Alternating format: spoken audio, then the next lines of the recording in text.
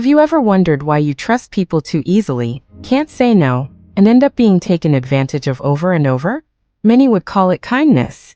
But psychology shows that being too pure often isn't something you're born with. It's a survival strategy shaped by being bullied or emotionally controlled by your parents growing up. As a child, you didn't learn judgment. You learned obedience. If you voiced dissatisfaction, you were told you were rude or ungrateful. If you had feelings, you were labeled too sensitive.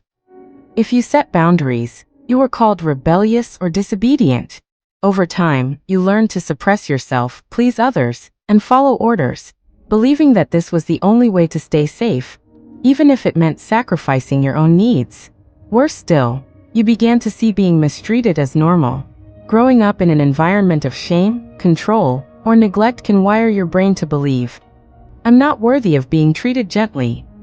This makes you overly forgiving to those who hurt you and uncomfortable with people who treat you well. You also hide behind purity to avoid conflict. You learned early on that conflict equals danger.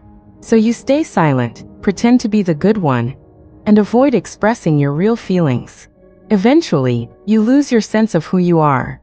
But this conditioned purity can be unlearned. Step 1. Admit, yes, I was mistreated by my parents. It's not that I'm too sensitive, it's that the harm was real. Step 2. Start trusting your intuition and discomfort. Ask yourself, do I feel okay right now? If the answer is no, pause. Step 3. Rebuild boundaries by starting small. For example, I can't right now, maybe another time, or I'll have to think about it. And finally, learn to spot genuine kindness. Watch for whether warmth hides control or manipulation.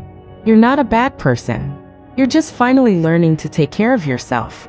So, when will you start holding the umbrella for yourself?